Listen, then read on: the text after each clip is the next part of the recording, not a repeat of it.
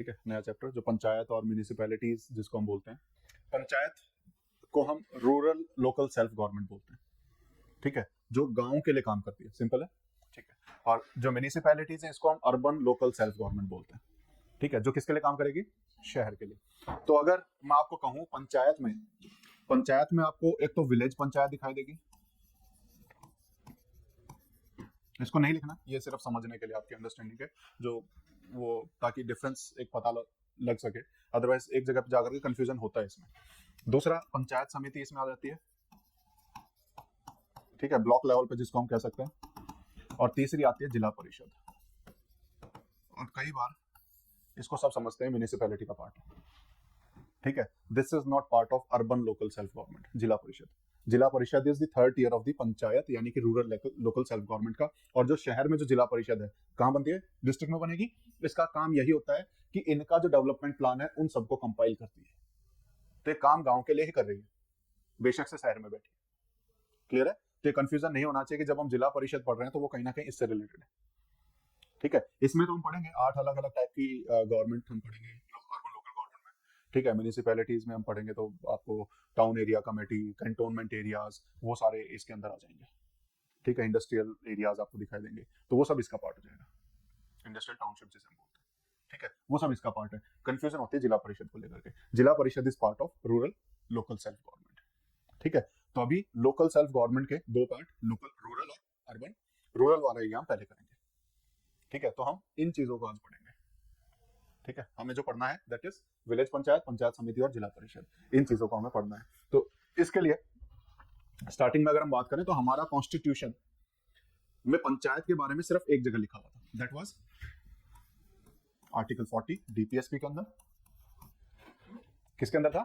Article 40 DPSP के अंदर, जो कहता था ऑर्गेनाइजेशन ऑफ विलेज पंचायत और किस तरीके से ऑर्गेनाइज करना so as to make them function as self functioning units. किस तरीके से ऑर्गेनाइज करना ताकि वो खुद से अपने फंक्शंस खुद से कर पाए, इतना इनेबल इनको करना है, ठीक है। आर्टिकल 40 की ये लैंग्वेज है। Article 40 is a Gandhian principle, यानी गांधी की फिलॉसफी से इंस्पायर होकर के हमने बेसिकली पंचायत का प्रिंसिपल किया था, क्योंकि ये डीपीएसपी में है, इसीलिए मैंडेटरी नहीं था और इसीलिए पंचायत हर कोई स्टेट बना नहीं रहा था, ठीक है। उन इश्यूज के ऊपर आएंगे, लेकिन उससे पहले हम थोड़ा सा हिस्टोरिकल बैकग्राउंड की तरफ चलते हैं, ठीक है। हिस्टोरिकल बैकग्राउंड में अगर हम बात करें तो हमारी एंशियंट सोसाइटीज में पंचायत अच्छे से काम करती थी। और उसका सबसे बढ़िया एग्जांपल अगर आप देखोगे तो आपको पता लगेगा इंपीरियल चोलास का जो एम्पायर था, दैट इज चोला एम्पायर जिसे हम कह सकते हैं, इंपीरियल चोलास का है। और इसके अंदर ऑलरेडी अगर आपने पढ़ा हो तो उत्तरामेरूर इंस्क्रिप्शन हमने पढ़ा था, याद है? उत्तरामेरूर इंस्क्रिप्शन लोकल सेल्फ गवर्नमेंट की ही बात करता है कि वहां पर पंचायत किस तरीके से फंक्शनल थी। ब्रिटिशर्स जब तक नहीं आए थे तब तक विलेज अपने आप से ऑटोनॉमी में चल रहे थे, वहां पर बहुत ज्यादा किसी ने इंटरफेयर किया नहीं। ब्रिटिशर्स ने आकर के उसको इंटरफेयर करना स्टार्ट किया और उसके बाद उन्हें समझ में आया नहीं, यहाँ पर तो विलेज को अगर हम जितना फ्री छोड़ेंगे उतना ज्यादा बढ़िया है, तो वहां पर दोबारा से डिसेंट्रलाइजेशन स्टार्ट किया जाएगा उनके द्वारा, ठीक है। और डिसेंट्रलाइजेशन वाज स्टार्टेड अगेन, मैं सिर्फ रूरल एरिया की बात कर रहा हूं, मैं फिर से 1861, 92 और उन काउंसिल एक्ट में नहीं जा रहा, ठीक है। मैं अभी सिर्फ रूरल लोकल गवर्नमेंट के पर्सपेक्टिव से बात कर रहा हूं। तो रूरल लोकल गवर्नमेंट के पर्सपेक्टिव से या फिर लोकल गवर्नमेंट के पर्सपेक्टिव से सेंट्रलाइजेशन तो कर लिया उन्होंने ब्रिटिशर्स ने, decentralisation was again started in the year 1870। और यहां पर अगर हम देखेंगे तो लॉर्ड मायो ने आकर के पहली बार बोला हमें थोड़ा बहुत फाइनेंशियल डिसेंट्रलाइजेशन करना पड़ेगा और इनको कुछ फाइनेंसेस में पावर देनी पड़ेगी लोकल गवर्नमेंट्स को। तो ये फाइनेंशियल डिसेंट्रलाइजेशन किया गया था by Lord Mayo in the year 1870। यहां से हम शुरुआत मानते हैं हमारे आज के जो लोकल गवर्नमेंट है उनकी डिसेंट्रलाइजेशन की, उनको दोबारा से पावर देने की। इसके बाद जो सबसे बड़ा स्टेप था दैट वाज टेकन इन 1882 और 1882 में लॉर्ड रिपन के द्वारा कंप्लीट डिसेंट्रलाइजेशन की बात की थी, लोकल सेल्फ गवर्नमेंट इन्होंने एस्टेब्लिश करवाई थी। और इसके आधार पर अगर हम कहें तो इनके द्वारा जो इंस्ट्रक्शंस इशू किए गए थे उसको हम Magna carta of local self government भी बोलते हैं, Magna carta of local self government. और इसीलिए क्योंकि डिसेंट्रलाइजेशन का एक्चुअल अगर हम देखें इंपैक्ट यहां से शुरू होता है, he is also known as the father of local government in India.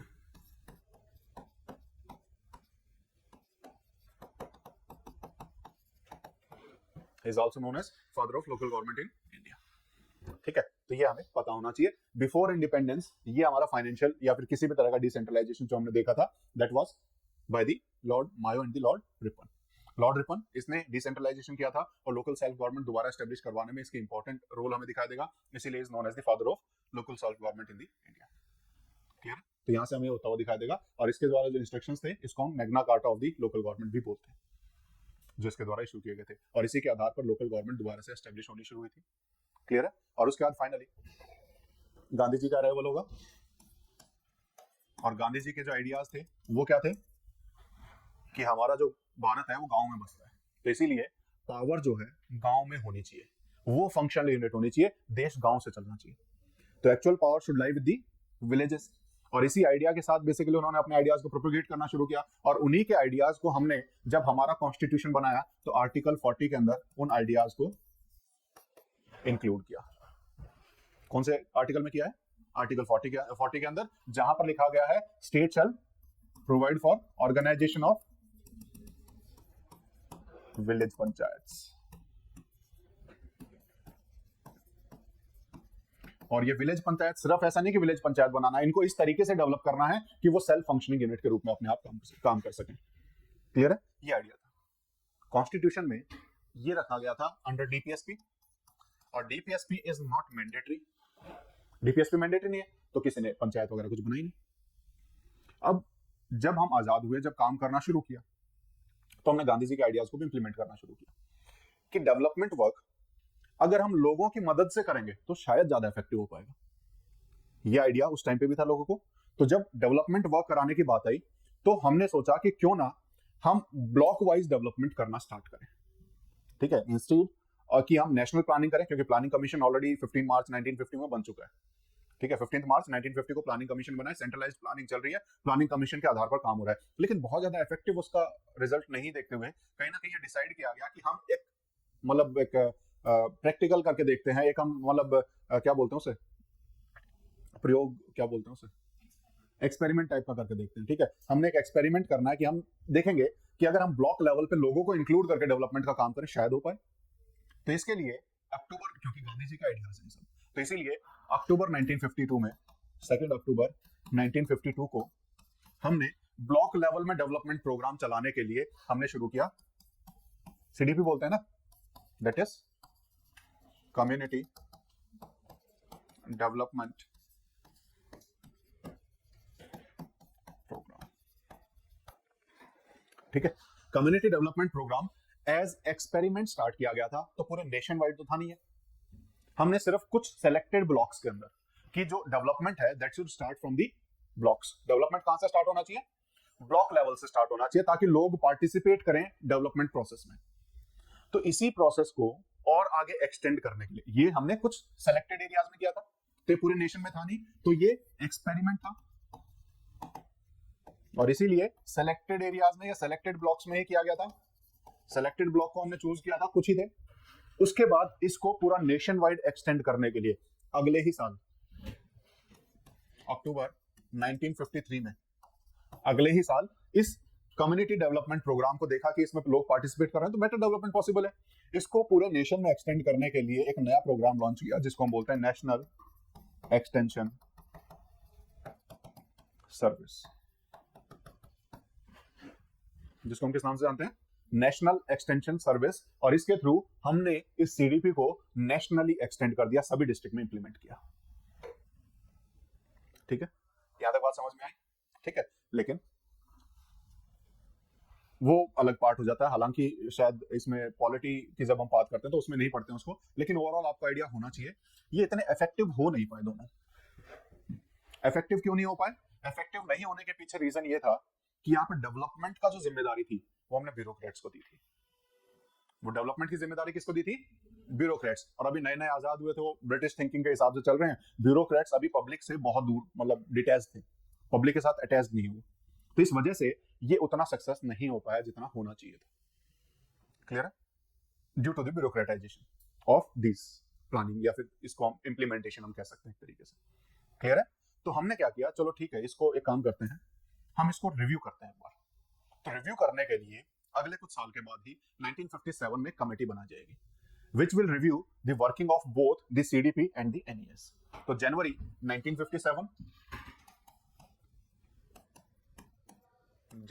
1957 में एक कमेटी बनाएंगे to review the working of CDP and NES. ठीक है, जनवरी 1957 में एक कमेटी बनाएंगे. पर्पस क्या है इस कमेटी का कि CDP और NES ढंग से काम कर रहे हैं कि नहीं कर रहे हैं, इनकी वजह से कुछ हो भी रहा है कि नहीं हो रहा है, उसको रिव्यू करना है.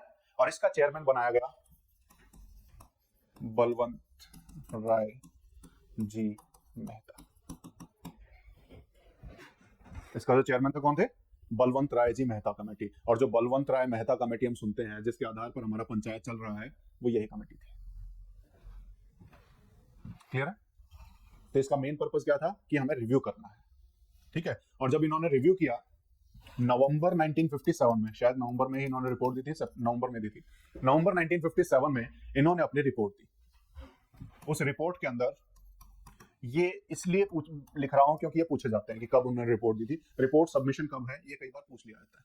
ठीक है, इन्होंने जब अपनी रिपोर्ट दी, रिपोर्ट में इन्होंने बोला, इन्होंने अपना एक प्लान फॉरवर्ड किया, that is known as scheme of decentralisation. कुछ गड़बड़ है, स्कीम ऑफ डिसेंट्रलाइजेशन.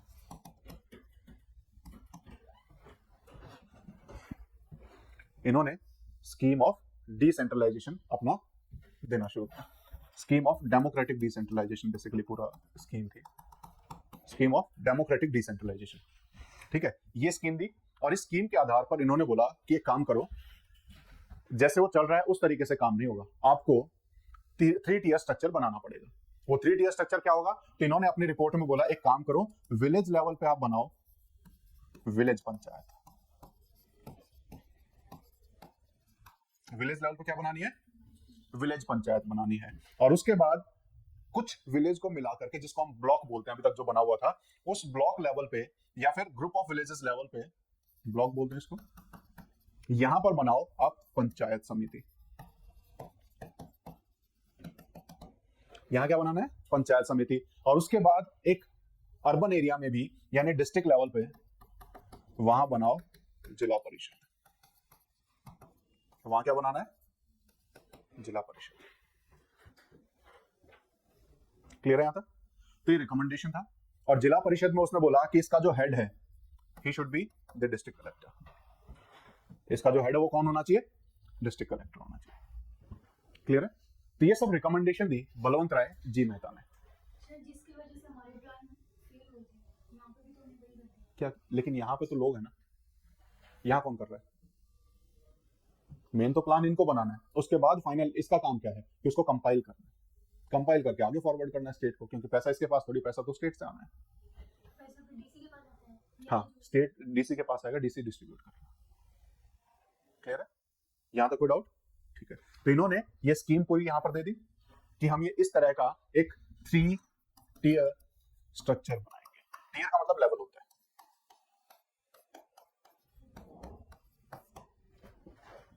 हम क्या बनाएंगे? 3 टियर स्ट्रक्चर, यानी 3 लेवल पे एक स्ट्रक्चर बनाएंगे. क्लियर है? यहाँ तक कोई डाउट? ठीक है, जब इन्होंने अपनी ये प्लान दे दिया, नेहरू जी के पास रिपोर्ट गई, नेहरू जी ने बोला हाँ ठीक प्लान लग रहा है, चलो इसको इंप्लीमेंट करते हैं. ठीक है, तो इसको इंप्लीमेंट भी किया गया. इंप्लीमेंटेशन में अगर हम देखें तो इंप्लीमेंटेशन में किसके द्वारा किया गया? उस टाइम पे पीएम कौन थे? नेहरू.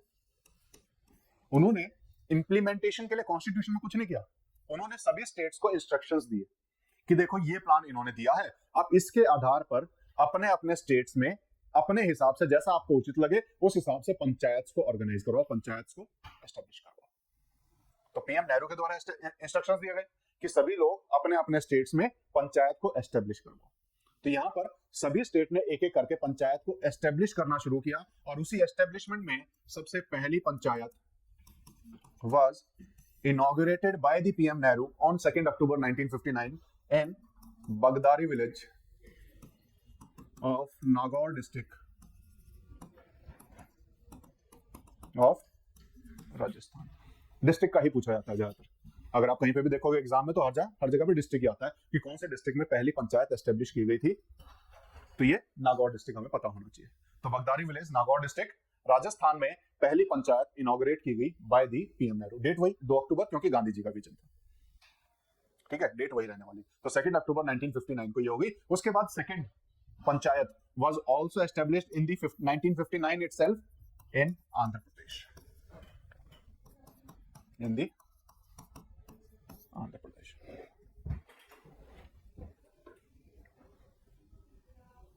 ठीक है, कोई डाउट इसमें? तो सेकंड पंचायत कहां बनी थी, कौन से स्टेट में? आंध्र प्रदेश में बनी थी। यहां तक कोई डाउट? ठीक है। अब उसके बाद देयर आर वेरियस कमेटी जो अलग अलग एस्पेक्ट को स्टडी करने के लिए आई बीच में। उन्होंने अपनी अपनी रिपोर्ट दी, लेकिन जो इंपॉर्टेंट कमेटी जो नेक्स्ट आएगी कि अभी तक हो क्या रहा है, पीएम नेहरू ने इंस्ट्रक्शन दे दिए सभी स्टेट को कि आप पंचायत बनाओ। सभी स्टेट ने पंचायत बनाना शुरू किया, लेकिन सबके स्ट्रक्चर अलग अलग है। कहीं पर 2 टियर स्ट्रक्चर बन रहा है, कहीं 3 टियर बन रहा है। बंगाल जैसे एरिया में 4 टियर स्ट्रक्चर भी बना दिया उन्होंने। तो एक सिमिलर स्ट्रक्चर हमें नहीं दिखाई देगा पूरे इंडिया के अंदर। चलो ठीक है, जैसा भी बनाया, टाइमली इलेक्शन नहीं करा रहे। एक बार पंचायत डिसॉल्व हो गई है, उसके बाद दोबारा इलेक्शन ही नहीं कराए जा रहे कई सालों तक। तो यहाँ पर जो स्ट्रक्चर था दैट वाज नॉट यूनिफाइड, और इसकी वजह से ये सक्सेसफुल नहीं हो पा रहा था। तो इसी को रिव्यू करने के लिए 1977 में मोरारजी देसाई की गवर्नमेंट एक और कमेटी लेकर के आएगी। 1977 में एक और कमेटी आती है जिसको हम जानते हैं अशोक मेहता कमेटी के नाम से, to review the structure of the panchayat in India, कि कैसे हम उसको चेंज करें, कैसे उसको इफेक्टिव बनाया जा सकता है। तो उसके लिए इन्होंने बोला कि तुम्हारा स्ट्रक्चरिंग ही गलत है, आपको पूरे इंडिया में जो स्ट्रक्चर बनाना चाहिए, तो इन्होंने बोला कि we should form 2 tier structure. Ashok Mehta committee की रिकमेंडेशन थी कैसा बनाना चाहिए, 2 टियर स्ट्रक्चर होना चाहिए, जिसमें सबसे ऊपर क्या रहेगा, जिला परिषद या जिला पंचायत जिसको बोलते हैं, और उसके बाद एक मंडल पंचायत या फिर जिसको हम ब्लॉक पंचायत कह सकते हैं, दैट इज ब्लॉक पंचायत। ठीक है, लेकिन उसमें भी इसने प्राइम इंपॉर्टेंस दिया डिस्ट्रिक्ट को, कि फर्स्ट पॉइंट ऑफ कॉन्टेक्ट या first point of decentralisation should be district. First point of decentralisation कौन होना चाहिए, डिस्ट्रिक्ट होना चाहिए। इवन इसने ये भी बोला कि जो हमारे एमएलए और एमपी हैं उनका भी रिप्रेजेंटेशन इसके अंदर होना चाहिए, उनका भी रिप्रेजेंटेशन इसके अंदर होना चाहिए। ठीक है, तो ये कहीं ना कहीं दिया गया था 2 टियर स्ट्रक्चर अशोक मेहता के द्वारा। ठीक है, इसको इंप्लीमेंट करने की बारी आती तब तक मोरारजी देसाई की सरकार गिर गई, तो इसीलिए ये इंप्लीमेंट नहीं हो पाया, इसीलिए इंप्लीमेंट नहीं हो पाया, क्योंकि मोरारजी देसाई की सरकार गिर चुकी थी तब तक। उसके बाद आने वाली सरकारों ने कई, मतलब इमीडिएट अगर हम देखें तो बहुत सारी कमेटीज बना दी।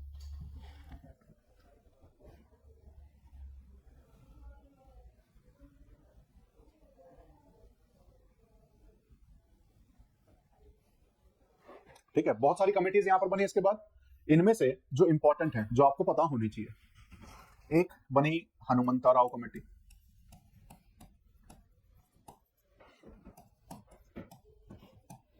हनुमंता राव 1984। ठीक है, ज्यादा डिफरेंस नहीं है, इसने ही बोला district should be the first point of decentralisation, तो इनकी ज्यादा रिकमेंडेशंस नहीं, जो जो इंपॉर्टेंट आएगी वो बताते जाऊंगा। फिर एक आया जीवी के राव 1985 में, इसने भी ये बोला कि district should be the first point of decentralisation. उसके बाद एक इंपॉर्टेंट आएगी that is LM Singhvi committee. LM Singhvi committee क्यों इंपॉर्टेंट है?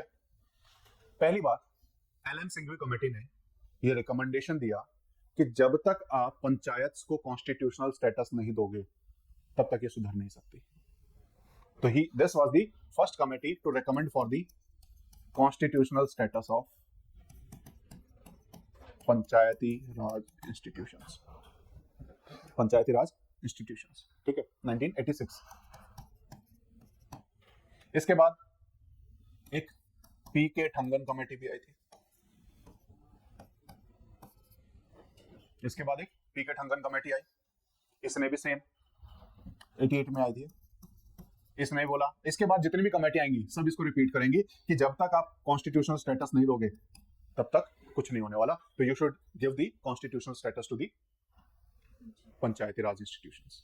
क्लियर है? लेकिन पहले किसने दिया है? एलएम सिंह. ये क्वेश्चन कई बार पूछा गया है कि फर्स्ट टाइम किसने मतलब कॉन्स्टिट्यूशनल स्टेटस देने की बात कही थी.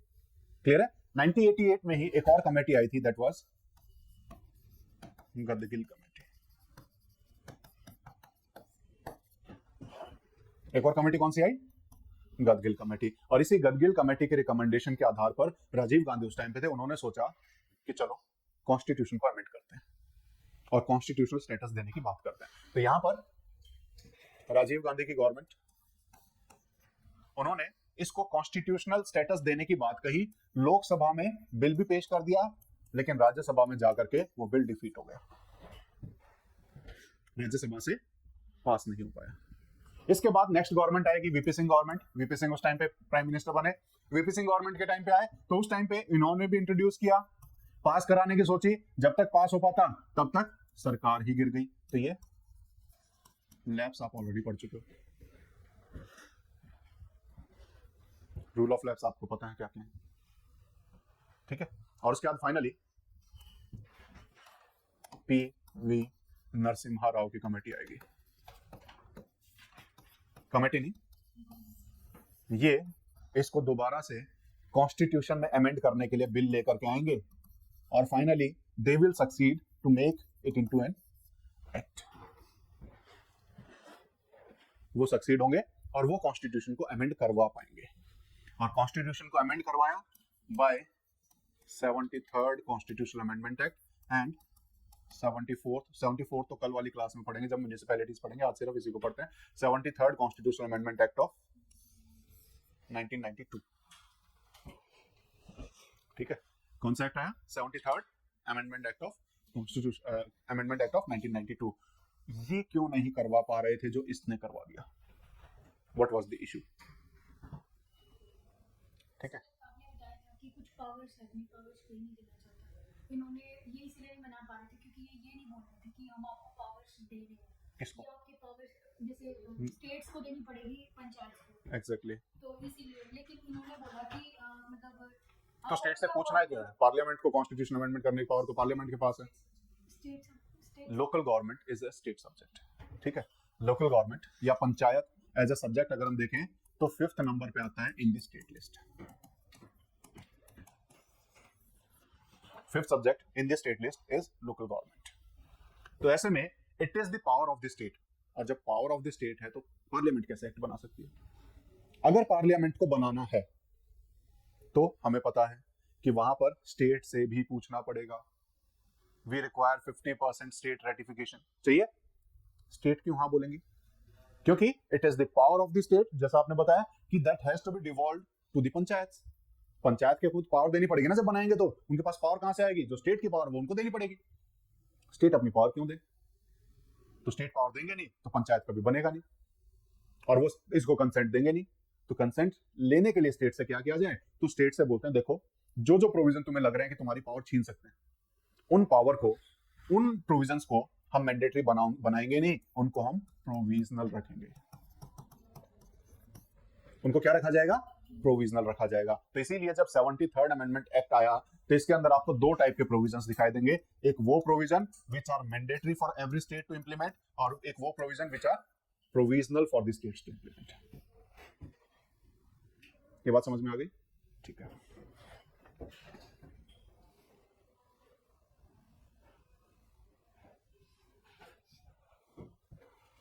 ठीक है, यहां तक ठीक है. तो जब 73rd अमेंडमेंट हो गया, उसके अमेंडमेंट होने के बाद पहला स्टेट जिसने panchayat as per this constitutional amendment act बनाई थी that was Madhya Pradesh. That was Madhya Pradesh. Clear है यहां तक? कोई डाउट इसमें? यहां तक लिख लो. अब 73rd अमेंडमेंट की बात करते हैं. ये बात समझ में आ गई क्यों मैंडेटरी और प्रोविजनल इसके अंदर प्रोविजंस है? क्योंकि स्टेट मानते नहीं, स्टेट नहीं मानते तो कभी ये एक्ट बन नहीं पाता. तो उसको एक्ट बनाने के लिए, स्टेट को मनाने के लिए स्टेट को बोला तुमसे तुम्हारी पावर नहीं छीनेंगे, हम सिर्फ एक देश में एक स्ट्रक्चर बनाना चाहते हैं, यूनिफॉर्म स्ट्रक्चर बनाना चाहते हैं, हम सिर्फ उन्हीं प्रोविजंस को मैंडेटरी रखेंगे जो यूनिफॉर्म स्ट्रक्चर की बात करता है. जहां पे भी पावर देने की बात आएगी वो प्रोविजनल हो जाएगा. क्लियर है? कोई डाउट इसमें? ठीक है, तो जब इसके अंदर ये दो प्रोविजन है तो इन दोनों प्रोविजन को इंडिपेंडेंटली हमें पता होना चाहिए कौन सा प्रोविजन मैंडेटरी है, कौन सा प्रोविजन प्रोविजनल है, ये पूछा जाता है। क्लियर है यहां तक? कोई डाउट इसमें? ठीक है, तो हमने पहला स्टेट किसने इंप्लीमेंट किया? मध्य प्रदेश ने सबसे पहली इसके आधार पर बनाई। जब 73rd अमेंडमेंट आया, इस 73rd अमेंडमेंट के बाद इसकी एनफोर्समेंट की जो डेट रखी गई थी दैट वाज 24 अप्रैल 1993, एग्जैक्टली 20 साल after the Kesavananda Bharati case. ठीक है, 24 April 1993 was the date set for the enforcement of this panchayati Raj institutions, और इसके बाद बोला गया कि दिस इज द डेट और इसके एक साल के अंदर अंदर सभी स्टेट्स को इसको इंप्लीमेंट करना है। इस डेट के बाद से एक साल का टाइम सबको दिया गया, within the 1 year every state has to implement the panchayati raj institution. Clear है? कोई डाउट इसमें? ठीक है, इसीलिए पंचायती राज डे, पंचायती राज दिवस is celebrated on 24th of April।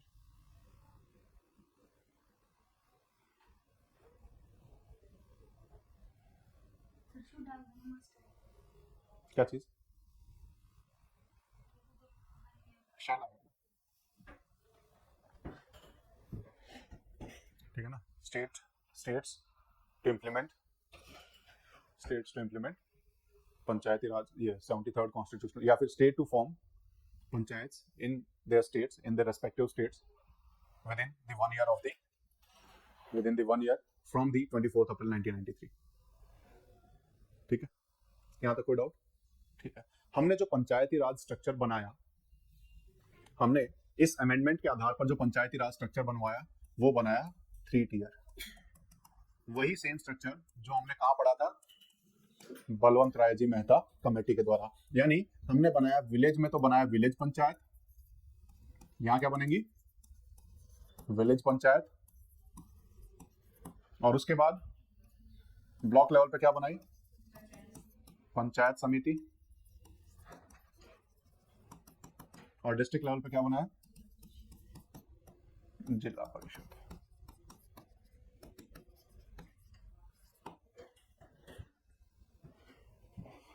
Clear है?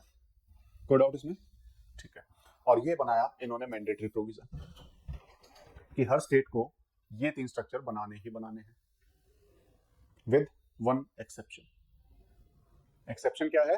कि जहां पर भी population is less than 20 lakhs, वहां पर जिस भी डिस्ट्रिक्ट में पॉपुलेशन कितनी हो जाएगी? 20 लाख से कम हो जाएगी, उस डिस्ट्रिक्ट में इट इज नॉट मैंडेटरी कि आपको 3 टियर बनाने हैं, वहां पर you can miss the structure. तो वहां पर 2 टियर बनाया जा सकता है, लेकिन स्टेट चाहे तो वहां पे भी 3 बनवा सकता है। ठीक है, लेकिन स्टेट के ऊपर थोड़ी बहुत आजादी दी गई कि अगर आपकी जनसंख्या, डिस्ट्रिक्ट की जनसंख्या 20 लाख से कम है तो हम आपको ये रिलैक्सेशन देते हैं कि आप ब्लॉक लेवल पे जो पंचायत समिति बनानी है वो मत बनाओ। क्या बात समझ में आ गई? कोई डाउट इसमें? ठीक है, तो ये मैंडेटरी प्रोविजन है 3 tier structure with 1 exception. Exception क्या है? Wherever the population is less than 20 lakhs, वहां पर क्या होगा? स्टेट, हाँ, वहां पर state may allow the 2 tier structure instead of the 3 tier structure, यानी they may allow कि वहां पर ब्लॉक में पंचायत समिति ना बनाई जाए। यहां तक कोई डाउट? सिंपल है, ठीक है। तो हमने कौन से कितना स्ट्रक्चर इंप्लीमेंट किया है? 3 टियर। किसके रिकमेंडेशन को हमने इंप्लीमेंट किया है? बलवंत राय मेहता, जो उन्होंने दिया था वही स्ट्रक्चर हमने सेम एज इट इज अपना लिया। ये पूछ लिया था हमारे यहाँ पर किस कमेटी के द्वारा रिकमेंड किया गया स्ट्रक्चर इंप्लीमेंटेड है। ठीक है, कोई डाउट इसमें? सिंपल है, ठीक है। अब 73rd अमेंडमेंट में हुआ क्या क्या? 73rd कॉन्स्टिट्यूशनल अमेंडमेंट एक्ट हमने किया 1992 में। इसके आधार पर हमने बोला कि कॉन्स्टिट्यूशन का अमेंड किया है, तो कॉन्स्टिट्यूशन में अमेंड क्या किया हमने वो पता होना चाहिए। तो कॉन्स्टिट्यूशन के अंदर सबसे पहले तो हमने एक नया पार्ट जोड़ दिया। आजादी के बाद हमारे पास सिर्फ 8 पार्ट होते थे कॉन्स्टिट्यूशन में, part 9 was added by 73rd। तो यहां से हमारे पास 9 पार्ट होने लग गए। ठीक है, इसके साथ साथ इस पार्ट में हमने कुछ आर्टिकल्स भी ऐड किए। आर्टिकल 1 243 टू ये आर्टिकल हमने ऐड किए, आर्टिकल 243 से लेकर के 243 ओ तक। ठीक है, और उसके बाद इसी में हमने एक नया शेड्यूल भी ऐड कर दिया, दैट इज शेड्यूल 11। ये मेजर चेंजेस हमने कॉन्स्टिट्यूशन में किए। कॉन्स्टिट्यूशन में हमने पार्ट 9 ऐड किया, आर्टिकल 243 से लेकर के 243 ओ तक ऐड किए, और उसके साथ साथ शेड्यूल हमने कौन सा ऐड किया है, शेड्यूल 11। और इस शेड्यूल 11 के अंदर हमने टोटल 29 सब्जेक्ट्स रख दिए। जैसे यूनियन लिस्ट, स्टेट लिस्ट और कंकरेंट लिस्ट होते हैं, उसके अंदर कुछ सब्जेक्ट होते हैं, तो हमने इसमें भी कि जो पंचायत है उसके पास कौन सी पावर होनी चाहिए वो बताने के लिए हमने यहाँ पर ये सब्जेक्ट मेंशन कर दिए कि ये सब पावर है जो पंचायत को दी जा सकती है। ये सब पावर कौन सी है जो पंचायत को डिवॉल्व की जा सकती है। क्लियर है? तो टोटल फंक्शनल आइटम इसमें कितने हैं, इनको हम फंक्शनल आइटम्स बोलते हैं। देयर आर 29 फंक्शनल आइटम्स या 29 सब्जेक्ट्स इन दी। कोई डाउट इसमें? यहां तक कोई डाउट? ठीक है। अब उसके बाद अब हम एक एक करके इसके प्रोविजंस को देखते चलते हैं। यहां तक बात समझ में आ गई? कॉन्स्टिट्यूशन ने अमेंड क्या किया। अब जो पंचायत का स्ट्रक्चर उसके अंदर होता क्या क्या। सबसे पहले जो मैंडेटरी होगी वो बताते चलूंगा, और जो नहीं होगी वो भी बताते चलूंगा कि ये प्रोविजनल है। सबसे पहले बोला कि देयर विल बी अ ग्राम सभा। सबसे पहले इन्होंने क्या बोला कि देयर शैल बी अ ग्राम सभा। 243A कहां पर है? 243A में, यानी कि 243 के बाद ही डेफिनेशन के बाद पहला ये लिख दिया इन्होंने, ग्राम सभा। ठीक है। ग्राम सभा क्या होगी? व्हाट इज ग्राम सभा? जो भी 18+ है, 18+ होने से अपने आप को ग्राम सभा का मेंबर नहीं बन जाता। He should be a voter, he should be in the voting list. ठीक है। तो यहां पर the voters, all voters in the panchayat, किसी भी पंचायत में उसकी जो पंचायत की जो लिमिट है उसमें जो भी वोटर्स हैं दे फॉर्म दी ग्राम सभा। ठीक है। 18 साल से अपने आप नहीं जुड़ेगा, जब तक वो वोटर लिस्ट में नहीं है तब तक वो ग्राम सभा का मेंबर है। ठीक है।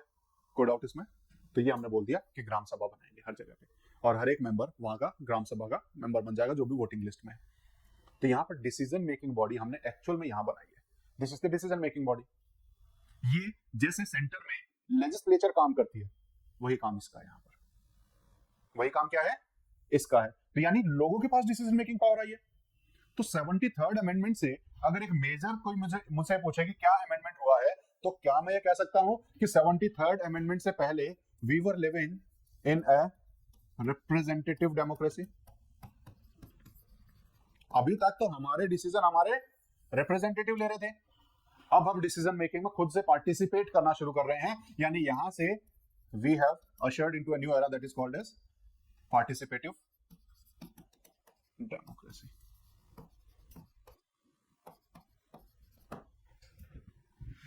इसकी वजह से मेजर चेंज क्या आया? The representative democracy converted into participative democracy, जहां पर हर एक मेंबर पार्टिसिपेट करता है हर एक डिसीजन में। ग्राम सभा का यही रोल है। ग्राम सभा is the supreme decision making जो पंचायत के अंदर होती है। तो पंचायत क्या कर रही है फिर? Panchayat is the executive. Panchayat को उनको इंप्लीमेंट करना होता है। पंचायत क्या है? एग्जीक्यूटिव बॉडी है।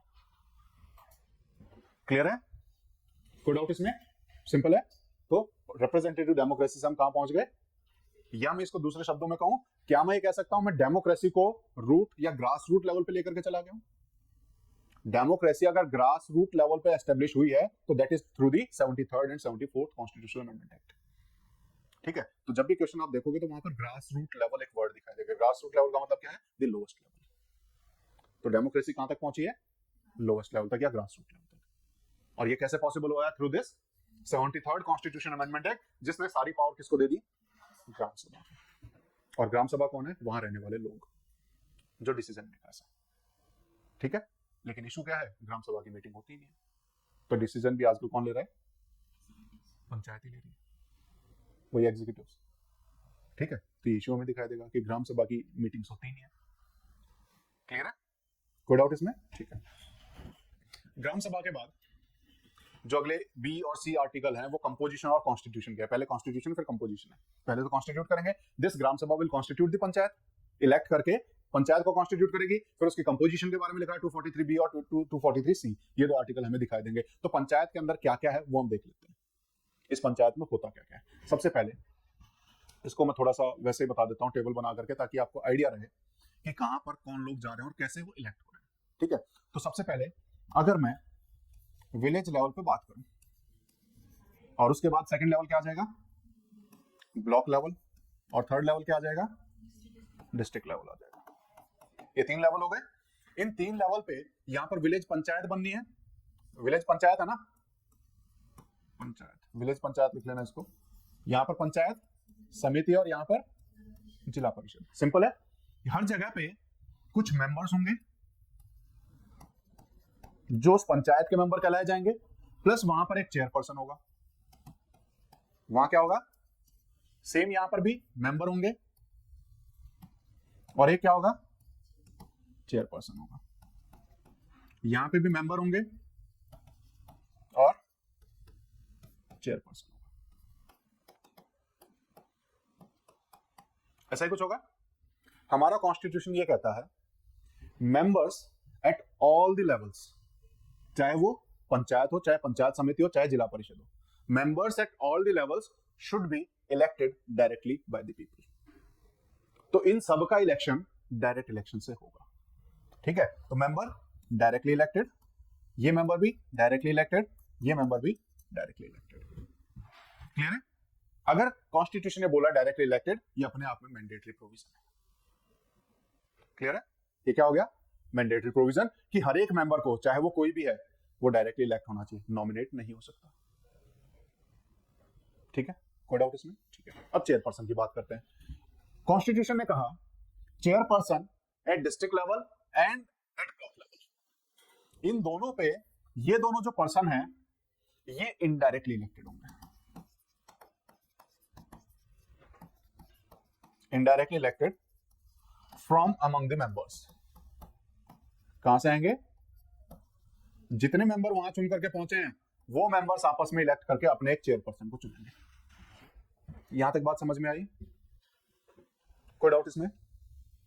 ठीक है, इसको इसकी बजाय दूसरी टेबल बना करके करोगे तो ज्यादा इजी रहेगा। ठीक है, आप इसको ऐसे कर लो, विलेज पंचायत, पंचायत समिति, जिला परिषद, यहाँ पे मेंबर्स और यहाँ पर चेयरपर्सन। ठीक है, चेयरपर्सन लिख लेना इसको और ये टेबल बना लो, ज्यादा इजी रहेगा आप लोगों के लिए। ठीक है, ये सब डायरेक्टली इलेक्टेड है, ये भी डायरेक्टली इलेक्टेड है मेंबर पंचायत समिति में, ये भी डायरेक्टली है। ठीक है, चेयरपर्सन में मैंने बताया ये इनडायरेक्टली है, ये भी इनडायरेक्टली है, ये भी इनडायरेक्टली होगा। कहां से, फ्रॉम अमंगेस्ट मेंबर्स, मेंबर्स में से ही आपस में चुनेंगे, ये भी मेंबर्स में से ही आपस में चुनेंगे। क्वेश्चन बचता है विलेज पंचायत में चेयरपर्सन कहां से आएगा, सरपंच कौन बनता है।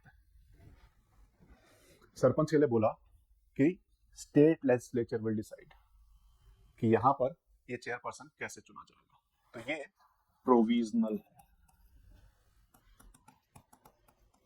और कौन डिसाइड करेगा, स्टेट लेजिस्लेचर विल डिसाइड कि यहां पर हमें डायरेक्ट इलेक्शन कराने हैं या इनडायरेक्ट इलेक्शन कराने हैं। ये बात समझ में आ गई। चेयरपर्सन 2 लेवल पर तो इनडायरेक्टली होंगे, कॉन्स्टिट्यूशन में मैंडेटरी बोला हुआ है, लेकिन पंचायत में चेयरपर्सन कहां से आएगा ये कॉन्स्टिट्यूशन नहीं बोलता। ये बोलता है कि state legislature may provide for this, यहां स्टेट लेजिस्लेचर की मर्जी है। कोई डाउट है इसमें, सिंपल। ठीक है, तो इस तरीके से कंपोजिशन हो जाएगा, कॉन्स्टिट्यूशन तो हो जाएगा। कंपोजिशन अगर हम देखें, कंपोजिशन में मेनली हमें रिजर्वेशन देखना है, कंपोजिशन में हमें क्या देखना है, रिजर्वेशन देखना है। ये बात समझ में आ गई। ठीक है, अब ये जो मेंबर्स हैं या चेयरपर्सन है, यहां पर पहला क्वेश्चन तो यही है, रिजर्वेशन होता है या नहीं होता है। होता है, यस, रिजर्वेशन तो होता है। रिजर्वेशन किस किस का होता है ये भी देखते हैं। ठीक है, रिजर्वेशन हेडिंग डाल लेना, रिजर्वेशन 3 हिसाब से मैं उसको डिवाइड करूंगा तीनों में। Reservation of scheduled caste and scheduled tribe, reservation of women, reservation of other backward classes. ये 3 टाइप के रिजर्वेशन हमें यहां देखने को मिलेंगे। ठीक है, reservation of scheduled cast, schedule tribe, reservation of women, reservation of other backward classes. यहां पर कॉन्स्टिट्यूशन मैंडेटरली बोलता है कि शेड्यूल कास्ट और शेड्यूल ट्राइब का जो रिजर्वेशन है वो मैंडेटरी है, होना चाहिए हर जगह पे। क्वेश्चन आता है कितना होना चाहिए, तो कितना होना चाहिए, इसके लिए भी कॉन्स्टिट्यूशन क्लियरली बोलता है in the same proportion as of their population. तो जितनी पॉपुलेशन उतना रिजर्वेशन, जितनी पॉपुलेशन उतना रिजर्वेशन। क्लियर है? कोई डाउट इसमें? ठीक है। क्या सिर्फ मेंबर के लिए या चेयरपर्सन के लिए भी? दोनों के लिए, दोनों जगह पे। ठीक है, for both members as well as chairperson. तो चेयरपर्सन में भी जैसे अलग अलग बार जो चेयरपर्सन बनते हैं, तो जितने परसेंटेज में पॉपुलेशन है उतने ही परसेंटेज में शेड्यूल कास्ट और शेड्यूल ट्राइब के लिए वो सीट रिजर्व रहती है। ये बात समझ में आ गई? कोई डाउट इसमें? सेम यहां पर और सेम यहां पर।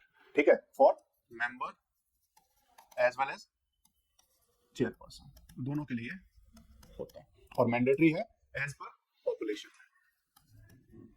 हर स्टेट में। क्लियर है? कोई डाउट इसमें? ठीक है, जहां मैं हर स्टेट बोल रहा हूं ना, वहां क्वेश्चन मार्क, एक स्टार मार्क लगा के रखना, क्योंकि हर स्टेट नहीं है, वहां पर थोड़ा सा डिफरेंस आएगा, अभी बात करेंगे उस बारे में। ये बात समझ में आ गई? एज पर पॉपुलेशन है। ठीक है, इसमें एक जो चीज आपको ध्यान रखनी है, 80th कॉन्स्टिट्यूशनल अमेंडमेंट एक्ट, इसने आंध्र प्रदेश को बोला कि अगर आपके यहां पर शेड्यूल कास्ट का अगर आप रिजर्वेशन नहीं करना चाहते तो आप हटा सकते हो। यानी आंध्र प्रदेश नहीं बोल रहा हूं मैं, अरुणाचल प्रदेश को बोला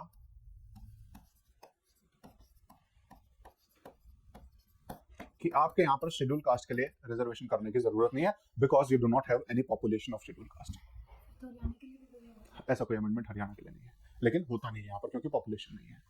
ठीक है, स्पेसिफिकली अगर हम कॉन्स्टिट्यूशन की बात करें तो कॉन्स्टिट्यूशन में अरुणाचल प्रदेश के लिए बोला, because they do not have any schedule caste population.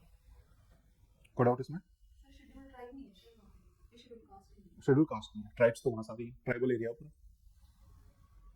ठीक है, कोई डाउट यहां तक? सिंपल है। ठीक है, उसके बाद विमेन के लिए। ठीक है, विमेन के लिए अगर हम देखें तो इसमें एक और चीज ध्यान रखो, रिजर्वेशन हमारी मेनली आर्टिकल 243D से डिराइव होती है। रिजर्वेशन कहां पर है? 243D, जहां ये लिखा है ना, इस पे भी लिख लो, फिर बाद में अलग से लिखोगे नहीं तो। ये जो 11 शेड्यूल है, this is assigned with 243G। 243G में लिखे हुए हैं कि 11 फंक्शनल आइटम हमारे होंगे जो शेड्यूल 11 में मेंशन किए गए हैं। ठीक है, 29 फंक्शनल आइटम। ठीक है, 243G ये है, और कहां लिखा मैंने? 243D में रिजर्वेशन के बारे में बोला गया है। ठीक है, 243D यह लिख देता हूं, 243D sub clause 5, 243D sub clause 5 ये बोलता है कि यहां पर जो रिजर्वेशन है वो सेम तरीके से होगी जैसी रिजर्वेशन आर्टिकल 334 में दी हुई है, वही प्रोविजन यहां अप्लाई होंगे। जो आर्टिकल 334 में शेड्यूल कास्ट और शेड्यूल ट्राइब के रिजर्वेशन के लिए बात की गई है, वही प्रोविजन यहां अप्लाई होंगे। यानी कि ये भी परमानेंट नहीं है, ये भी 10-10 साल के लिए पार्लियामेंट एक्सटेंड करते रहती है। तो यानी अभी जो पंचायत में हमारा जो रिजर्वेशन है वो 2030 तक ही वैलिड है by 104th constitutional amendment act. 104th constitutional amendment act ने reservation of scheduled caste and scheduled tribe parliament में, स्टेट लेजिस्लेचर में और पंचायत में 2030 तक एक्सटेंड किया हुआ है।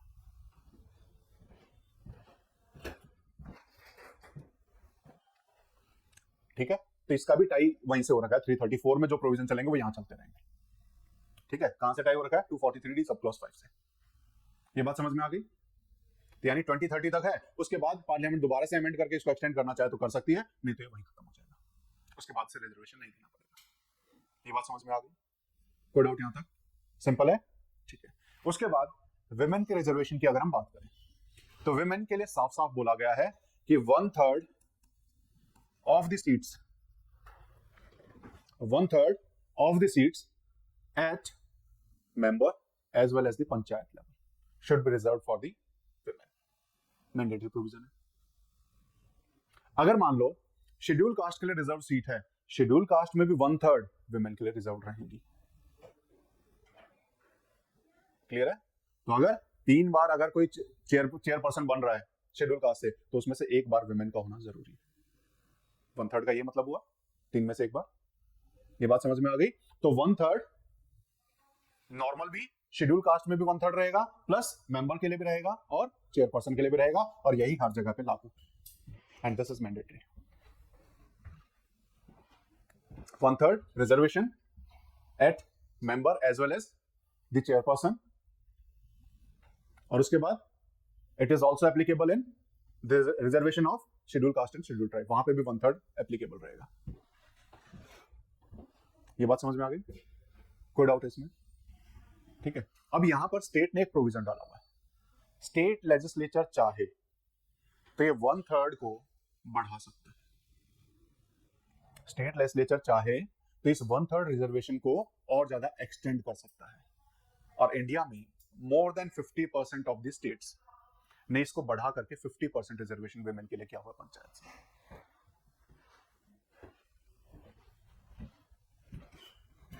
In more than 50% of states,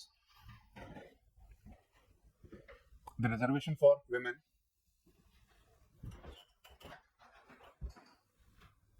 is extended to 50% from 1/3. ठीक है, तो वहां कितना क्या हुआ है? 1/3 से बढ़ा करके 50% ऑलरेडी किया हुआ है 50% से अदर स्टेट्स ने. क्लियर है? और ये प्रोविजनल है, ये मैंडेटरी नहीं है. मैंडेटरी क्या है? 1/3 तो देना ही है, बढ़ा सकते हैं. सिंपल है. ये बात समझ में आ गई? कोई डाउट इसमें? ठीक है, जहां डाउट आए वहीं पूछते चलना, कि कोई भी डाउट हो उसमें पूछ लेना. ओबीसीज के लिए तीनों ही लेवल पे लिखा हुआ है स्टेट लेजिस्लेचर में प्रोवाइड, तो ये प्रोविजनल है. तो ये क्या हो जाएगा अपने आप में? प्रोविजनल आपको दिखाई देगा. स्टेट लेजिस्लेचर चाहे तो ओबीसीज को पंचायत लेवल पे या किसी भी लेवल पे रिजर्वेशन दे सकती है या नहीं भी दे सकती है. वो चाहे तो चेयरपर्सन पे दे या ना दे. ठीक है, कोई डाउट? ठीक है, यहां तक कोई डाउट हो? आगे चल सकते हैं. मैंने स्टार मार्क किस पे लगवाया था? यहाँ पे आपने बोला था कि सभी स्टेट्स में लागू थे. सभी स्टेट में ना. मेरे को याद दिलाना हो लास्ट में, मैं पहले इसी को फ्लो में चलता हूँ, वो लास्ट में उसको कवर कर लूंगा. ठीक है, तो सबसे पहले हमने इसको कर लिया कि कहाँ पर कितनी पोजीशंस रहेंगी, कहाँ पर कितना रिजर्वेशन रहेगा. ये कंपोजिशन और कॉन्स्टिट्यूशन हमने कर लिया है. इसके बाद हम बात करते हैं इसके टेन्योर की.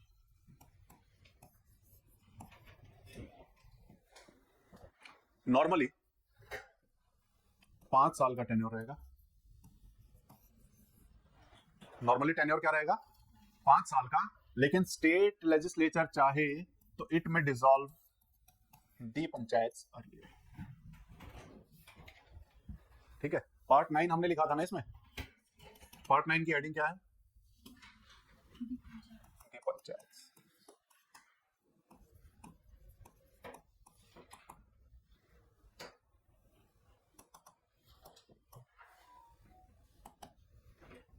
ठीक,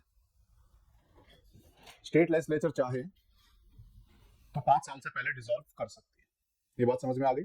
नॉर्मली कितना टेन्योर होगा? 5 इयर्स. ठीक है, अब 5 साल का टेन्योर है. मान लो 3 साल में डिसॉल्व होगी तो इलेक्शन कराने पड़ेंगे. With in the 6 months election होने चाहिए. 6 मंथ का टाइम है, इलेक्शन हो जाने चाहिए. अब जो नई पंचायत बन करके आएगी वो सिर्फ और सिर्फ रिमेनिंग पीरियड को काम करेगी, कंप्लीट 5 साल के लिए नहीं रहेगी. यानी 2 साल ही और काम करेगी. तो इसीलिए हम ये कह सकते हैं कि अगर मान लो कोई भी पंचायत 4.5 इयर्स करके डिसॉल्व होती है, यानी उसके टेन्योर पूरा होने में 6 महीने से कम का टाइम बचा है, तो उस टाइम पे 6 महीने में इलेक्शन कराए जाने मैंडेटरी नहीं है. वहां तो नॉर्मली हो ही जाएंगे. तो अगर डिसॉल्व किया गया है और remaining period is more than 6 months, तो वहां पर within 6 month election has to be conducted. ये बात समझ में आ गई? कोई डाउट इसमें? आगे चल सकते हैं.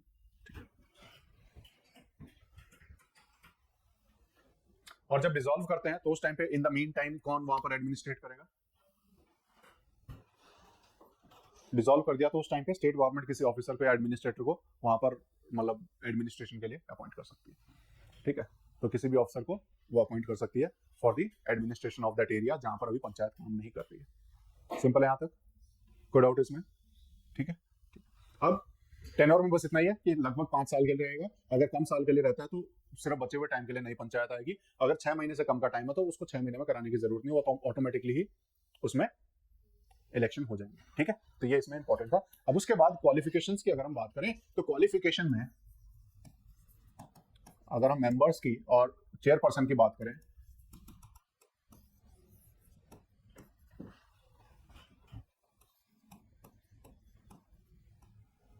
As should be 21 years. So any person would not be considered disqualified if he has not crossed the 25 years of not crossed the 25 years of age if he has covered the crossed the age of 21 years. इस type की confusing language लिखी हुई है आपके constitution में। उसका simple meaning ये है कि कोई भी पर्सन तब क्वालिफाई होगा जब वो 21 साल से क्रॉस कर जाएगा। तो 21 साल से ऊपर वाले एलिजिबल हैं to become the member of the panchayat as well as the sarpanch. Clear है? ये तीनों ही लेवल पे ये काम करेगा, तीनों ही लेवल पे। ठीक है, और कोई एज सच उसमें लिखी नहीं हुई है कि क्या और क्वालिफिकेशन होनी चाहिए। ठीक है, सिर्फ एक एज उसके अंदर मेंशन्ड है। यहाँ तक कोई डाउट? ठीक है, इसके बाद इलेक्शन। सर फिर ये मैंडेटरी रहता है कि जैसे 11 पास 10 पास होना चाहिए, स्टेट बता वो स्टेट का प्रोविजन है, ये क्वालिफिकेशंस बाकी स्टेट के ऊपर छोड़ी हुई है, क्योंकि स्टेट अगर लोकल गवर्नमेंट देखें तो स्टेट का सब्जेक्ट है, तो इसीलिए वो सब प्रोविजन स्टेट बनाता है। ठीक है, वो सेंटर से नहीं बना है। सेंटर ने सिर्फ स्ट्रक्चर बोला है कि ये स्ट्रक्चर होना चाहिए ताकि पूरे देश में एक जैसा स्ट्रक्चर बनता हुआ दिखाई दे, क्योंकि लोग अपनी मर्जी से कर रहे थे ताकि टाइमली इलेक्शन हो, पंचायत तो कम से कम रहे। नहीं तो पहले क्या हो रहा था, पंचायत डिसॉल्व हो गई, इलेक्शन करा ही नहीं रहे अगले, क्योंकि मैंडेट नहीं था पहले। वो मैंडेट करने के लिए हमने कॉन्स्टिट्यूशन में उसको स्टेटस दिया है। ठीक है, कोई डाउट उसमें? इलेक्शन की अगर हम बात करें तो इलेक्शन के लिए एक नई बॉडी बनाई जाएगी जिसको हम बोलेंगे state election commission. State election commission will be form for the election of the panchayat and the urban local bodies. ठीक है, तो स्टेट इलेक्शन कमीशन का काम एमएलए के इलेक्शन कराना नहीं होता है, ये ध्यान रखना है, यहां कंफ्यूजन हो जाएगा। एमएलए के इलेक्शन सेंट्रल इलेक्शन कमीशन या इलेक्शन कमीशन ऑफ इंडिया कराता है। ठीक है, एमएलए के कौन कराएगा? Election commission of India. इसका काम सिर्फ लोकल गवर्नमेंट जो है, urban local government as well as the rural local government, उनके इलेक्शन कराना होता है। इसके पास ऐसी कोई ड्यूटी नहीं है कि इसको एमएलए के भी इलेक्शन कराने हैं। और ये इसका फॉर्मेशन अगर आप देखोगे 243 के इलेक्शन में जो का साउंड आती है तो मेरे को तो उससे ध्यान रहता है 243 के इलेक्शन। ठीक है, तो मैं तो वहां से ध्यान करता हूँ, आप देखो कैसे याद करोगे उसको। ठीक है, तो मुझे इलेक्शन में जो का साउंड आई है तो वहां से के याद किया हुआ मैंने। ठीक है, और जब स्टेट पीसीएस की बात करते हैं तो स्टेट पीसीएस के लिए लोकल गवर्नमेंट के जो आर्टिकल्स हैं वो मोस्ट फेवरेट है। हर साल एक क्वेश्चन आता ही आता है इनके आर्टिकल से कि मैच द फॉलोइंग में कि ये आर्टिकल किससे रिलेटेड है, ये आर्टिकल किससे रिलेटेड है। ठीक है, तो इसलिए इनके आर्टिकल्स जो इंपॉर्टेंट है वो बताता हूँ चल रहा हूँ। ठीक है, इलेक्शन कराए जाने हर 5 साल में कराए जाने, ये किसकी जिम्मेदारी हो गई? स्टेट इलेक्शन कमीशन की होगी। उसके बाद इनके पास फाइनेंसेस की अगर हम बात करें, ठीक है, जैसे हमने 243G में हमने पढ़ा कि जो 11th शेड्यूल है वो उससे कनेक्टेड है, तो 29 फंक्शनल आइटम्स एज पावर हमने स्टेट्स को मतलब पंचायत को डिवॉल्व करने यानी उनको देने हैं। उसके अलावा पंचायत के पास अपनी खुद की टैक्स लगाने की पावर भी होती है। खुद की क्या पावर होती है? टैक्स लगाने की पावर भी होती है। वो 243H में लिखा हुआ है। वो कहां पर लिखा हुआ है? 243H। तो मैं फाइनेंसेस को, क्योंकि ये इसका मेंस का क्वेश्चन भी आया हुआ है एक बार, तो फाइनेंसेस को मैं थोड़ा ब्रीफ में बता देता हूं कि पंचायत के पास फाइनेंसेस आते कहां से। ये क्वेश्चन था मेंस का। ठीक है, तो पंचायत के पास फाइनेंसेस कहां से आते हैं? पहला, जो हमारा फाइनेंस कमीशन है सेंटर का, वो कुछ फंड्स ट्रांसफर करता है टू दी लोकल गवर्नमेंट, यानी वो भी वहां से रिकमेंड करता है फाइनेंस कमीशन सेंटर से कि इतना फंड यहां से लोकल गवर्नमेंट के पास जाना चाहिए। तो कुछ रिकमेंडेशंस तो फाइनेंस कमीशन के आधार पर। क्लियर है? उसके बाद स्टेट के बजट में से कितना पैसा इनको जाएगा, उसके लिए स्टेट में भी एक स्टेट फाइनेंस कमीशन एस्टेब्लिश किया जाता है।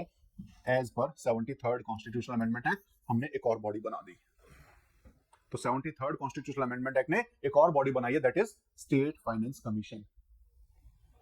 एंड गवर्नर की ड्यूटी होगी कि हर 5 साल में उसे स्टेट फाइनेंस कमीशन को कॉन्स्टिट्यूट करना है।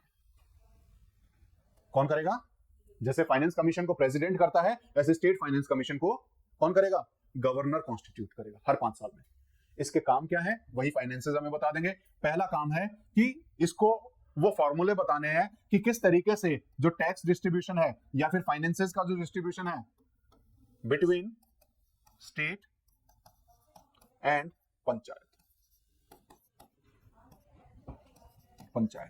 इनमें कैसे फाइनेंसेस का, जैसे फाइनेंस कमीशन क्या करता है कि सेंटर और स्टेट के बीच में कितना डिस्ट्रीब्यूशन होगा वो फाइनेंस कमीशन बताता है, स्टेट और पंचायत के बीच में कितना होगा वो स्टेट फाइनेंस कमीशन बनाएगा। स्टेट फाइनेंस कमीशन के लिए भी आप याद कर लो 243I,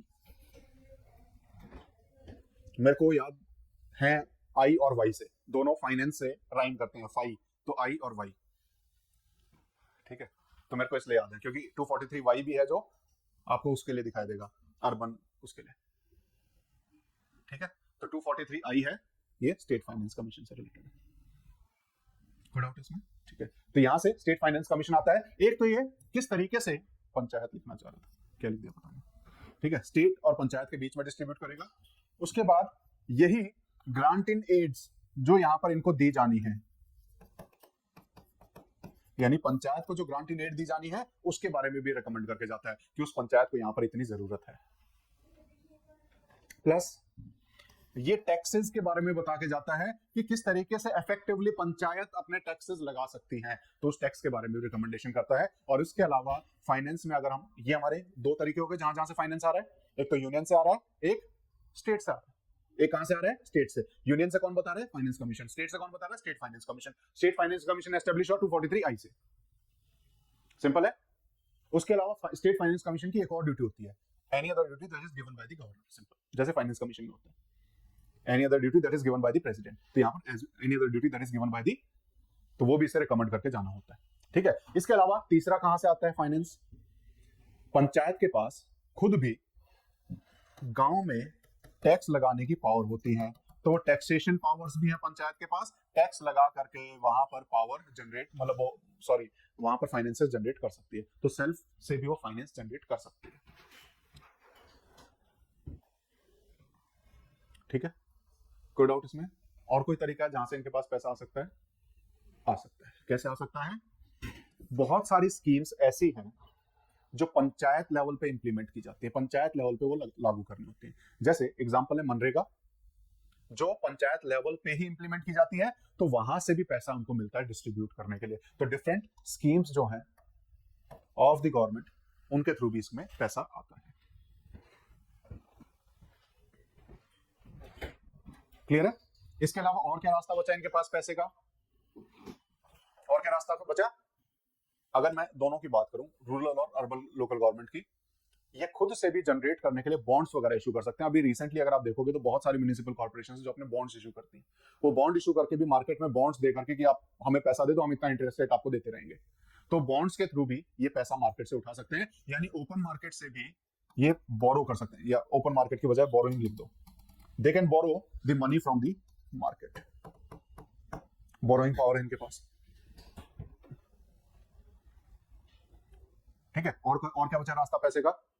और हमें दिखाई देगा जो 11 शेड्यूल में हमने पढ़ा, बहुत सारे सब्जेक्ट इनको दे रखे हैं, तो अगर ये गांव में मार्केट ऑर्गेनाइज कराना चाहते हैं, दुकान वगैरह खोल करके वहां करना चाहते हैं, वहां से किराया वगैरह ले सकते हैं, तो अपने उन शेड्यूल को यूज करके वहां पर मार्केट, टोल्स, आना जाना, गांव को किसी को क्रॉस करना है जैसे स्टेट लगाता है, तो उस टाइप से ये लोग ले सकते हैं। तो वो पावर भी इनको शेड्यूल 11 के तहत मिली हुई है। हाँ, तो उससे फी उनको मिलती है। तो पंचायत को, क्योंकि वो जमीन एलोकेट कर रहे हैं, पैसा किसको देंगे? पंचायत को देंगे, वो पंचायत की जमीन, ठीक है। तो वहां से भी वो पैसे उनको मिलते हैं। हर एक टिकट पे वो लगा सकते हैं कि टिकट का इतना हिस्सा हमें चाहिए, रेवेन्यू जनरेशन का इतना हिस्सा हमें चाहिए, ठीक है। क्लियर है? लेकिन there are issues of finances में बहुत सारे इश्यूज। क्या है?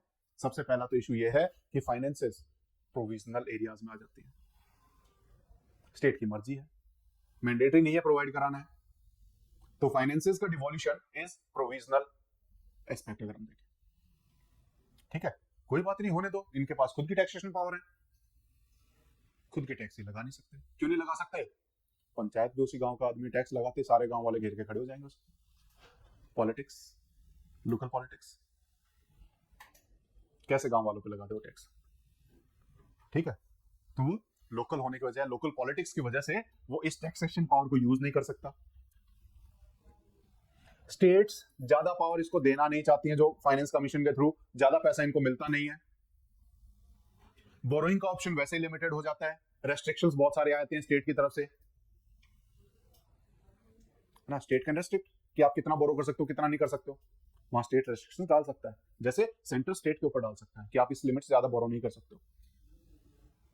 क्लियर है? और उसके अलावा 11 शेड्यूल अपने आप में प्रोविजनल है। पावर्स स्टेट की मर्जी है, वो चाहे तो डिवॉल्व करें, नहीं चाहे तो नहीं करें। क्लियर है? तो फाइनेंशियस बहुत बड़ा इशू। जब इश्यूज की बात आए तो 3F ध्यान रखने, ये कॉमन है सभी पंचायत में, फंड, फंक्शन और फंक्शनरीज।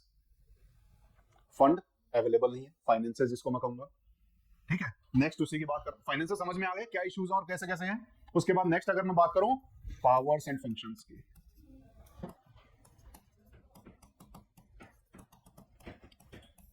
पावर्स एंड फंक्शंस कहां मेंशन की गई हैं? शेड्यूल 11 में। वही है ना सब्जेक्ट जहां पर ये लॉ बना सकते हैं, जहां पर इनको पावर्स है कुछ भी करने की, वो शेड्यूल 11 में मेंशन है। ठीक है, तो these are the effective functions जो इनके पास अवेलेबल हैं। Issue is provisional. स्टेट चाहे तो इन पावर्स को डिवॉल्व करे, स्टेट ना चाहे तो ना करे। और उसका एग्जांपल अगर हम देखें, जो हमारे सदर्न स्टेट्स हैं, केरला जैसे स्टेट्स, आउट ऑफ 29, 21 आइटम्स उन्होंने डिवॉल्व किए हुए हैं, तो इफेक्टिवली काम कर रहे हैं वो लोग। नॉर्थ इंडिया में पंजाब का एग्जांपल ले लो, सिर्फ 5 सब्जेक्ट डिवॉल्व कर रखे हैं, तो डिवॉल्यूशन नहीं है ऑफ द पावर, क्योंकि दिस इज प्रोविजनल। तो फंड्स, दूसरा issue functions. Functions provisional area है which are not devolved by the state. Devolution का मीनिंग भी अगर आप समझोगे तो there is difference between decentralization and devolution. Decentralization क्या होता है? Whenever there is a permanent distribution of power, जैसे 73rd कॉन्स्टिट्यूशनल अमेंडमेंट एक्ट, वो डिसेंट्रलाइजेशन है। लेकिन इसके अंदर जो प्रोविजनल है, जहां पर स्टेट की मर्जी है, वो चाहे तो दे या ना दे, वो डिवॉल्यूशन है। वहां पर स्टेट को अपनी पावर देनी है, और जब देनी है तो वो ले भी सकती है स्टेट। और जहां पर इस तरह का प्रोविजन हो उसको डिवॉल्यूशन बोलते हैं, उसको हम क्या बोलते हैं? डिवॉल्यूशन। क्लियर है? तो स्टेट चाहे तो अपनी पावर डिवॉल्व करे या ना करे, मर्जी है। तो ये फंक्शंस अपने आप में इशू है। और तीसरा इशू क्या बताया मैंने? फंक्शनरीज। तीसरा इशू क्या है? यानी जो इस फंक्शन को काम में लाएंगे, सरपंच। और उसके अलावा मेंबर्स पढ़े लिखे नहीं होते, उन्हें पावर्स का पता नहीं है, उन्हें इन शेड्यूल्स की जानकारी नहीं है, उन्हें नहीं पता सरकार से कैसे स्कीम वो लेकर के आनी, फंड कैसे लेकर के आने। ठीक है, और कहीं ना कहीं अगर हम देखें तो हमारे ब्यूरोक्रेट्स का ज्यादा दबदबा बढ़ता जा रहा है, सारे फाइनेंसेस उनके कब्जे में रहते हैं। तो हमेशा वो स्टेट मतलब डिस्ट्रिक्ट के चक्कर लगाते रहते हैं, वहां जाकर के मतलब एडमिनिस्ट्रेशन के आगे हाथ जोड़ करके खड़े रहते हैं कि ये काम करवा दो, वो काम करवा दो। तो इफेक्टिवली तो फंक्शनरीज भी वीक है। और वीक फंक्शनरीज में अगर आप वैसे लिखना चाहो तो इलेक्शन के इश्यूज आप लिख सकते हो। इलेक्शन में पैसा, पावर, ये सब चलता है। और गांव में तो कास्ट सिस्टम बहुत ज्यादा डीप रूटेड है, तो वहां पर वो पॉलिटिक्स चलती है, कास्ट पॉलिटिक्स, रिलीजन पॉलिटिक्स आपको दिखाई देगी, मनी पावर आपको दिखाई देगा, मसल पावर आपको दिखाई देगा। और फंक्शनरीज की अगर आप बात करोगे तो उसके अंदर सबसे बड़ा अगर आप देखोगे तो पंचपति की जिसकी हम बात करते हैं,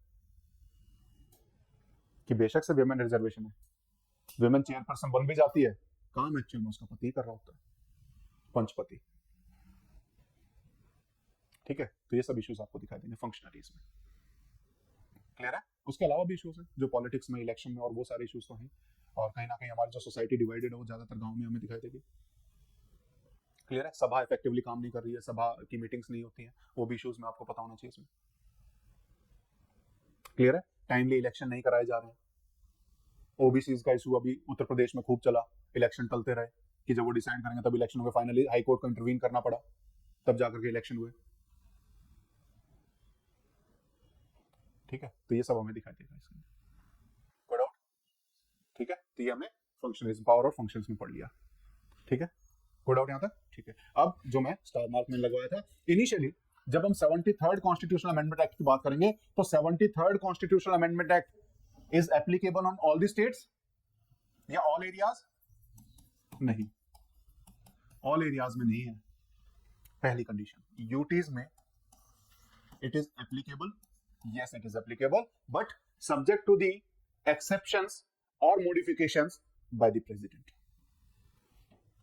यानी प्रेसिडेंट चाहे तो यूटीज में भी सेम स्कीम को इंप्लीमेंट कर सकता है with some modifications and exceptions. Already पढ़ चुके हैं, यूटीज में कोई भी लॉ बनता है तो वहां पर प्रेसिडेंट वहां पर चेंज कर सकता है उसको, ठीक है। तो यूटीज में president is allowed to make modification और exceptions to the panchayat system, clear है? Second, it was initially not applicable to the scheduled areas। scheduled areas में mainly fifth schedule area आपको दिखाई देंगे। कौन सा शेड्यूल एरिया? फिफ्थ और सिक्स शेड्यूल, दो शेड्यूल है। सिक्स शेड्यूल में सिर्फ 4 स्टेट है, फिफ्थ शेड्यूल में 10 स्टेट आते हैं जो हमारे मेनली मेनलैंड इंडिया, अगर हम बात करें हमारा सेंट्रल इंडिया और south India, north east India नहीं है फिफ्थ शेड्यूल में, सिक्स शेड्यूल में नॉर्थ ईस्ट इंडिया है। तो मेनली फिफ्थ शेड्यूल के जो 10 स्टेट्स हैं, इसके अंदर जो 10 स्टेट हैं, यहाँ पर initially it was not applicable. State में तो एप्लीकेबल था, इन एरियाज में इट वाज नॉट एप्लीकेबल। क्यों एप्लीकेबल नहीं था? क्यों नहीं था? क्योंकि यहाँ की लोकल नीड्स, लोकल इंटरेस्ट कुछ और है, देश के हिसाब से नहीं कर सकते यहाँ पर। तो इसीलिए अगर हम यहाँ पर भी पावर स्टेट गवर्नमेंट को दे देंगे तो शेड्यूल्ड एरिया का डेवलपमेंट कैसे होगा? जहां पर हमने स्पेशल पावर्स इन एरियाज को दे रखी हैं, तो इन एरियाज के पास वो पावर रहे, यहाँ की पंचायत के पास वो एक्स्ट्रा पावर रहे कि वहां पर प्रोविजनल नहीं करना, जो भी काम करना है, जो भी डेवलपमेंट करना है, वो एक्स्ट्रा पावर इनको दी जाएगी कि जो भी डेवलपमेंट होगा उन सभा से पूछ करके होगा। तो इसीलिए इनिशियली यहाँ ये बनाया नहीं, लेकिन बाद में इन एरियाज में भी, या फिर अगर हम कहें 73rd अमेंडमेंट को पूरे नेशन में एक्सटेंड करने की पावर हमने पार्लियामेंट को दे रखी है। पार्लियामेंट चाहे तो पार्लियामेंट में extend the provisions of PRIs to the scheduled area also, और पार्लियामेंट ने किया, ठीक है। And parliament has extended the provisions of the panchayat, जिसको हम बोलेंगे provisions of panchayat, provisions of panchayat extension to scheduled area, scheduled areas act of 1996 है शायद, ठीक है। इसको शॉर्ट में हम बोलते हैं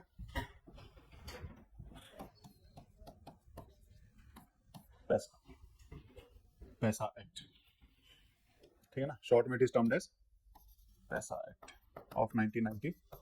ईयर एक बार देख लेंगे क्या है एग्जैक्टली। तो हमने ये फिफ्थ शेड्यूल एरियाज हैं, यहाँ पे भी इसके प्रोविजंस को एक्सटेंड कर दिया है विद सम मॉडिफिकेशंस, जहां पर हमने यहाँ की ग्राम सभा को और यहाँ की पंचायत को थोड़ा सा एम्पावर किया है कि यहाँ पर कोई भी डेवलपमेंट प्रोजेक्ट होगा तो पहले they will ask the village panchayat कि हम ये कर सकते हैं कि नहीं कर सकते हैं। तो village panchayat is empower to take the decisions, और वो डिसीजन फाइनल होता है, ठीक है, ताकि वहां के लोकल कल्चर को, लोकल इंटरेस्ट को हम बचा सकें।